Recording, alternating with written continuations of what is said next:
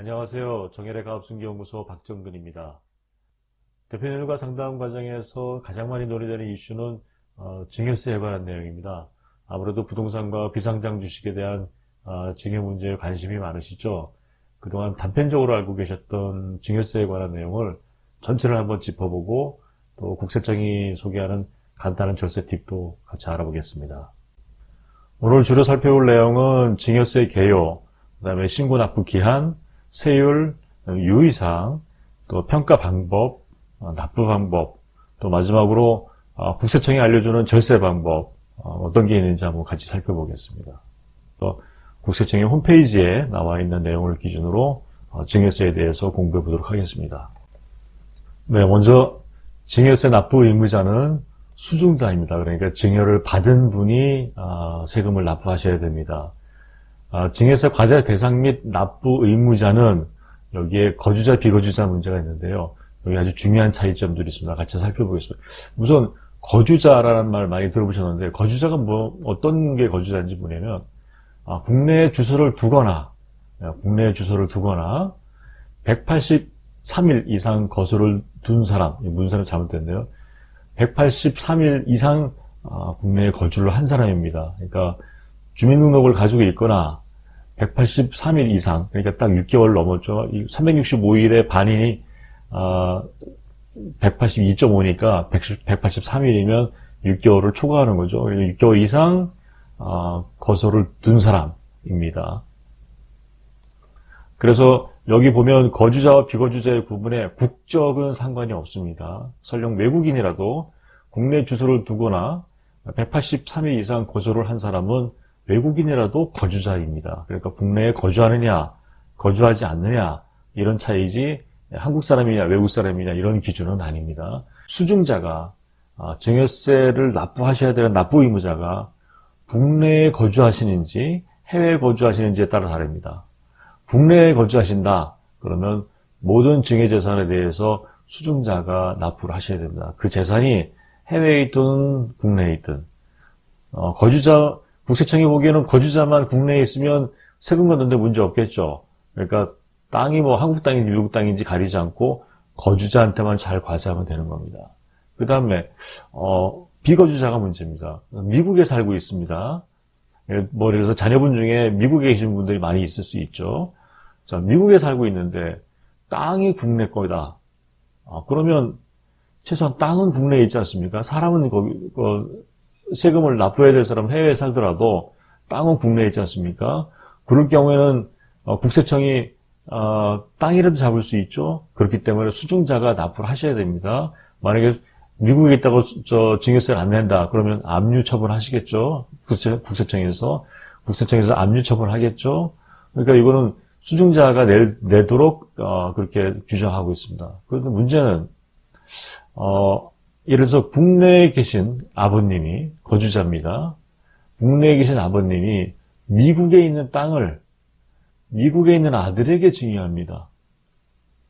국내에 계신 아버님이 미국 땅을 미국에 있는 아들한테 증여한다. 국세청에서 원래는 이 수중자한테 돈을 받아야 되는데 세금을 받아야 되는데 못 받죠. 어렵죠. 그럴 수 있죠. 또 자산도 한국 땅도 아니고 미국 땅이에요. 이럴 경우에는 납세 의무자가 아버님입니다. 또 하나 중요한 건 증여세 연대 납부 책임입니다. 한번 읽어보겠습니다. 증여세는 재산을 받은 수중자가 납부하는 것이 원칙이지만 수중자가 다음 어느 하나에 해당하는 경우에는 수중자가 납부할 증여세에 대하여 증여자가 연대하여 납부할 의무죠. 그래서 아버님이 땅을 물려주셨는데 수중자가 즉 자녀가 세금을 납부할 여력이 없다든지 자 수중자의 주소 또는 거소가 분명하지 아니한 경우로서 조세 채권의 확보가 곤란한 경우 국내에 있는 땅을 아들한테 증여했는데 아들이 미국가에 있어요. 그래서 국세청에서 과세하기가 힘들어요. 주소도 없고 보니까 미국에 있어요. 그럴 경우에는 아버지한테 물릴 수 있다는 것. 또 수중자가 증여세를 납부할 능력이 없다고 인정되는 경우로서 체납 처분을 하여도 조세 채권의 확보가 곤란한 경우 보니까 미성년자라든지 이런 경우에서 납부할 능력이 없다고 인정된다. 그러면 아버님한테 다시 연대 책임을 묻습니다. 증여세 납부 기한은 증여를 받은 날이 속하는 달의 말일부터 3개월입니다. 그러니까 예를 들어 오늘이 3월 15일이다. 그러면 3월 말, 3월 31일부터 3개월, 그러니까 4, 5, 6월 말까지가 되겠죠. 양도소득세는 이게 2달이었죠. 근데 이 증여세는 3개월입니다. 나머지도 다 거래 내용은 다르지만 아무튼 3개월입니다. 다음은 증여세의 공제 한도를 보겠습니다. 배우자는 6억입니다. 직계 존속, 비속 다 5천만 원입니다. 미성년자일 경우에는 2천만 원입니다. 기타 친족은 1,000만 원입니다. 그런데 이 금액은 10년간의 누계입니다. 합산입니다. 10년 동안 총 증여한 금액의 합산 공제가 이렇습니다. 그래서 만약에 미성년자 자녀를 둔 경우에 2천만 원이지만 미성년자가 뭐 조금 있다가 성인이 된다 그러면 5천만 원이 될 수 있지 않습니까? 2천만 원이라 하더라도 사전에 10년 단위로 계속해서 증여를 하는 사전 증여가 굉장히 좋습니다. 증여세율은 상속세율하고 동일합니다. 1억 이하는 10%, 5억 20%, 10억까지 30%, 30억까지 40%, 30억 초과하고는 50%. 그래서 10, 20, 30, 40, 50, 1, 5, 10, 30 이렇게 구분이 되어 있습니다. 가업 승계를 위한 특례 제도도 있습니다. 그래서 창업자금에 대해서 최대 50억, 가업 승계 주식 증여 특례가 있는데 여기는 최대 100억까지입니다. 그런데 여기 사후 관리에 문제가 있는데 이 부분은 따로 설명을 드리겠습니다. 세무기초에서 가산세에 대해서 설명드린 바가 있는데요. 무신고와 가소신고를 구분해서 보면 무신고는 신고를 안 하신 건 20%입니다. 근데 신고를 좀 적게 하시면 그나마 좀 10%만 해도 가산세가 붙습니다. 그런데 약간 좀 부정한 방법으로 신고를 안 했다든지 부정한 방법으로 과소신고를 했다든지 이러면 40%의 과산세가 붙습니다. 추징의 많은 부분이 바로 이런 부분에서 과소신고와 무신고에서 사실 추징이 되고요. 주의하셔야 됩니다. 채무액에 대해서 알아보겠습니다. 증여자산 가액에서 공제할 수 있는 채무란 해당 증여자산에 담보된 증여자의 채무. 예를 들어서 부동산을 증여하셨는데 그중에 은행 부채가 채무가 한 50% 있다고 치면 그 50%를 수증자가 인수한 경우에 채무를 얘기합니다. 그런 경우에는 50% 채무에 대해서는 아버님이 유상양도에 해당하므로 양도소득세 의무가 있습니다. 수증자는 증여받으신 분은 이 채무를 제외한 나머지 50%에 대해서만 증여세를 납부하시면 됩니다. 현재는 미리 신고를 하시면 신고세 공제 3%를 공제해드립니다. 세액에서.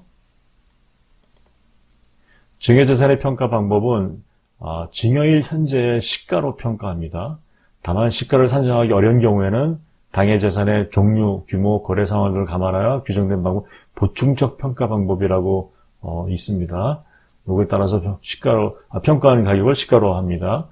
증여재산의 시가란 여기 보시면 증여일 전 6개월 후 3개월 이내의 기간, 이게 증여 시점으로부터 과거 6개월, 앞으로 3개월 기간 안에 매매, 감정, 수용, 경매, 공매 이렇게 공식력 있는 가격이 있다. 그러면 그 확인된 가액을 시가로 합니다. 자, 그럼 앞서 말씀드렸던 내용 중에 보충적 평가 방법이라는 게 있었는데요. 부동산에 대한 보충적 평가는 어떻게 하는지 알아보겠습니다. 가장 질문이 많은 것 중에 하나가 바로 토지인데요.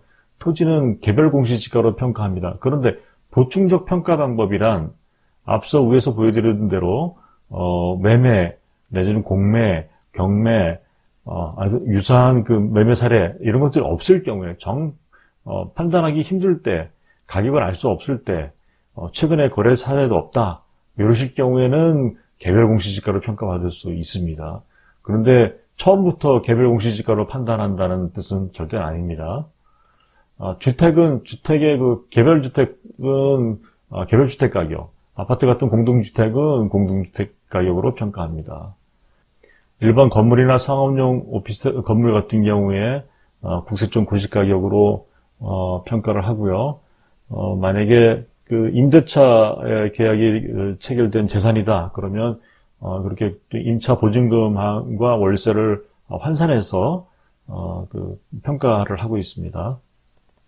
비상장 주식 같은 경우에는 상속 같은 경우에 상속 개시일 전후 6개월 이내에 불특정 다수인 사이에 객관적 교환 가치를 반영한 거래 가격 또는 경매, 공매 가액이 확인되는 경우 이를 시가로 평가합니다. 이런 경우가 많지는 않으시겠죠. 비상장 주식을 거래하지는 않으니까요. 비상장 주식의 감정가액은 시가로도 인정되지 않습니다. 감정평가는 안 믿겠다는 뜻입니다. 단 가중평균한 가액이 일주당 순자산 가치의 80%보다 낮은 경우에는 순자산 가치의 80%를 곱한 금액으로 그냥 평가하겠다는 뜻입니다. 이렇게 밑에 보충적 평가 방식이 있는데 순손익가치와 순자산가치로 평가를 하고 부동산이 많냐 적느냐에 따라서 그걸 3대2로 적용하느냐 2대3으로 적용하느냐 이게 가중평균을 달리하고 있고요. 만약에 이리저리 했는데도 만약에 그 가격이 순자산가치의 80%보다 낮은 가격으로 나왔다. 그러면 무조건 순자산가치의 80%를 감안한 가격으로 일주당 가격을 평가한다. 그런 뜻입니다. 증여세 납부 방법은 상속세와 마찬가지로 분납이 가능합니다. 분납은 두 번에 나눠서 내는 분납이라고 하고요. 장기간 나눠서 내는 것은 연부연납입니다. 증여세 분납은 1,000만 원 초과할 경우에 2개월 이내에 나누어서 납부할 수 있고요. 연부연납을 받은 경우, 허가받은 경우에는 그걸 다시 또 분납하는 것은 허용되지 않습니다. 증여세 연부연납은 총 납부할 세액이 2,000만 원을 초과하는 때에 아래 요건에 충족하는 경우에 세무서정으로부터 허가를 받아서 분납하여 납부할 수 있습니다. 연부연납의 신청 요건은 총 납부세액이 2,000만 원을 초과하는 경우에 또 신청할 때 납세 담보를 제공해야 됩니다. 부동산과 같은 담보를 제공해 줘야 연부연납을 허용해 줍니다. 또 연부연납 최대 기간은 5년 이내입니다. 다음은 국세청에서 2020년 발간한 세금 절약 가이드라는 책에 나온 내용입니다. 몇 가지 참조할 내용이 있어서 같이 한번 보도록 하겠습니다. 이 사례는 이혼하면서 재산 분할이 아닌 이혼 위자료 명목으로 부동산을 넘긴 겁니다. 그 차이를 잘 이해하셔야 될 것 같습니다. 위자료로 주면 양도소득세 과세 대상이고요. 부인이 소송을 걸어서 재산을 분할해서 청구해서 가져가면 그때는 양도나 증여로 보지 않습니다. 또한 앞서도 말씀드렸지만 증여세가 과세되는 증여액은 10년 통산이기 때문에 미리미리 사전에 증여를 하는 게 좋다 이렇게 말씀을 드렸는데 국세청에서도 증여 재산 공제 한도 내에서 배우자나 자녀에게 미리미리 증여를 해두자 이렇게 절세를 권유하고 있습니다. 부담부 증여에 대해서 여러 번 말씀을 드렸는데 그래서 어떤 분들은 부담부 증여하면 절세가 된다 이렇게 일방적으로 얘기하시는데 그거는 부담부 증여가 절세가 될지 아니면 100% 그냥 증여하는 게 더 나을지 그거는 따져봐야 할 문제는 물론 증여세율과 양도소득세율 구간에 비교를 해봐야지 확인할 수 있는 겁니다. 비거주자 자녀의 증여세는 부모가 대신 납부해도 된다. 대신 납부해도 된다. 세금을 대신 납부하는 건 당연한데 일반적인 경우에는 부모가 대신 납부하면 이 부분도 다시 증여세가 2차로 과세되지 않습니까? 그러나 자녀가 만약에 비거주자라면 해외에 있다면 이런 경우에는 부모가 납부해줘도 증여세를 납부하여도 추가 증여세 문제가 발생되지 않습니다. 그래서 부모가 대신 납부해도 된다 이렇게 표현을 한 겁니다. 대표님들을 만나면서 누누이 말씀드리는 것 중에 하나가 일부 증여세를 부담하더라도 기꺼이 사전 증여를 합시다라고 말씀을 드리는데 그 이유는 앞으로 미래 가치가 20년, 30년 후에 만약에 우리 자녀들이 성장한 이후 성인이 돼서 중년이 됐을 때 한 30년 후를 가정해 본다면 지금 증여세 몇 푼 내는 게 30년 후에 그 자산 가치가 몇 배가 될지 어떻게 알겠습니까? 그래서 지금부터라도 조금씩 증여를 합시다라고 계속 권하는 이유가 그런 이유입니다. 국세청에서도 사전 계획에 따라 내는 증여세는 기꺼이 부담하자. 왜? 그게 나중에 몇십 년 지난 뒤에는 자산 가치가 어떻게 바뀔지 모르지 않습니까? 그러니까 설령 증여세 공제 한도를 넘는다 하더라도 증여세 구간이 낮은 구간이라면 사전에 증여하는 게 바람직하다 이렇게 봅니다.